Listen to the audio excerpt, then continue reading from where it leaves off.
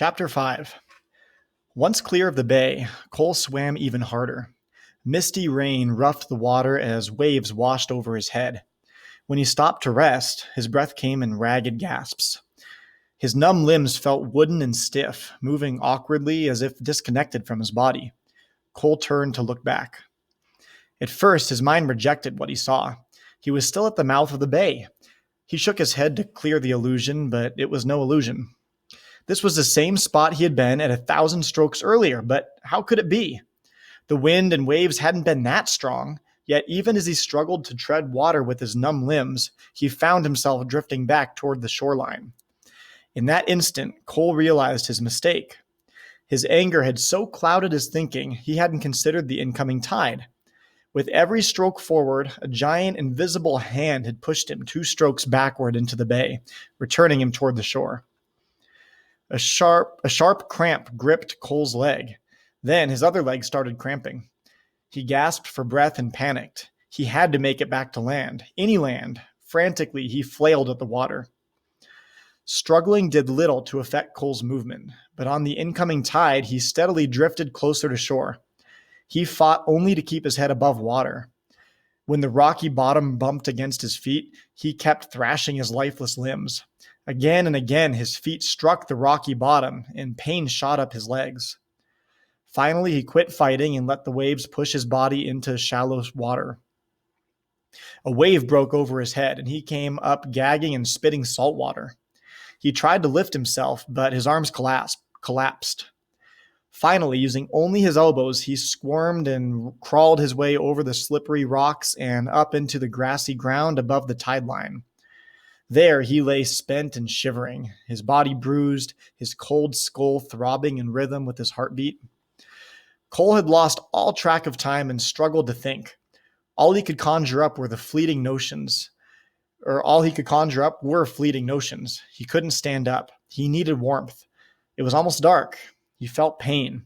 One thought repeated. He needed warmth. He knew there was no warmth, and yet he remembered flames. Where were the flames? He had to find them. Cole tried to stand up, but his legs collapsed under him. Imagining a fire, he dragged his way forward again on his belly. His legs pulled behind him like worthless anchors. It was hard in the gathering darkness to make out shapes. The waves, the shoreline, the trees, the bay, all looked like parts of a puzzle. Cole rested again until the throbbing in his head had disappeared. His head felt hollow, his mind empty. One detached thought kept coming back to him. There had been flames, but where? Night had come quickly, and Cole scanned the dark shadows around him, sensing a vague familiarity. Again, he tried to stand, but couldn't. He dragged himself forward one last time, then collapsed. Slowly, the cold disappeared. Lying belly down in the darkness, Cole felt his legs and chest sting as if they were on fire. Then he became aware of another feeling, stronger than any burning in his arms and belly. More haunting than the darkness that surrounded him was the realization that he was alone, totally alone with himself, and it scared him. Sometime during the night, Cole drifted into a fitful sleep. When he awoke, darkness still hid the island. His first conscious sense was pain. His toes, hands, elbows, chest, legs all ached. What had happened? Vaguely, he remembered burning the supplies and the shelter, and then trying to escape by swimming. After that, he remembered the tide and crawling up the rocky shore. There had been terrible cold. Then more crawling. Then he recalled his skin burning. After that, a damning loneliness. Cole breathed in the cold, damp night air. Where was he now? The air smelled of salt, seaweed, and something burnt. Then he slept again. When he awoke the next time, dawn had crept into the sky. Lifting one arm, he found it covered with black ash. He was lying nearly naked, squarely in the ashes of the burned shelter. He gathered his strength and struggled to his feet. The world seemed to tilt and spin. In the dawn light, billowy clouds mounted against the far horizon like a snowdrift. The warm ash stuck to the raw scrapes of Cole's chest and legs. Blood crusted his elbows and knees, and his dry mouth kept him from swallowing. Every joint in his body ached. As he wavered on his weakened legs, Cole became aware of a presence. Not movement, only a lurking presence. Grimacing, he searched the trees and shore. At first, nothing appeared different or out of place. Then, something large and white broke the smooth pattern of the shoreline. He squinted, and the image cleared. A bear. A white bear. Out across the water, on the point of shoreline near the opening of the bay, a massive white bear stood as motionless as a statue, facing him. Morning light glinted off its shiny white fur and made it glow. The bear stood patiently, proud, nose forward, ears alert. Cole kept blinking his eyes. Could this possibly be one of the spirit bears Edwin had spoken of? He had said they lived hundreds of miles to the south on a different island. And yet, what else could it be? Shivering in only his underwear, Cole crouched and picked up a rock.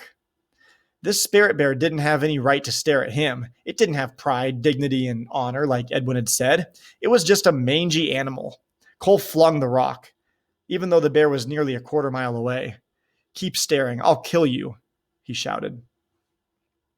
What really angered Cole about the bear was that it stood there frozen on the shoreline without any sign of fear.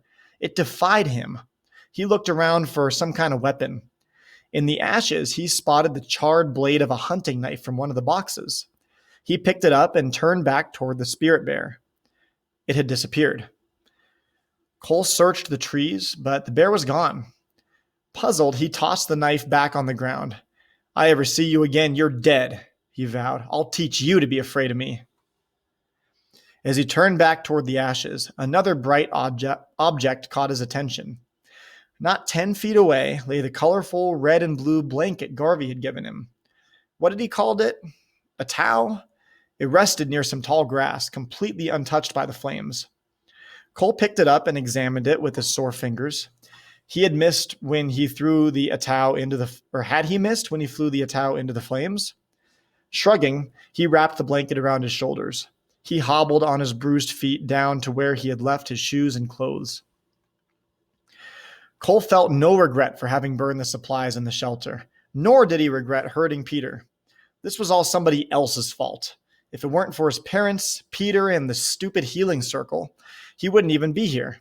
Somebody would pay for what was happening. He would get revenge, especially against those who had wanted him in jail. People like Peter's lady lawyer. He hated her. Cole remembered the first time he had seen her hold the feather in the circle. She waved it like a wand and pointed it directly at him.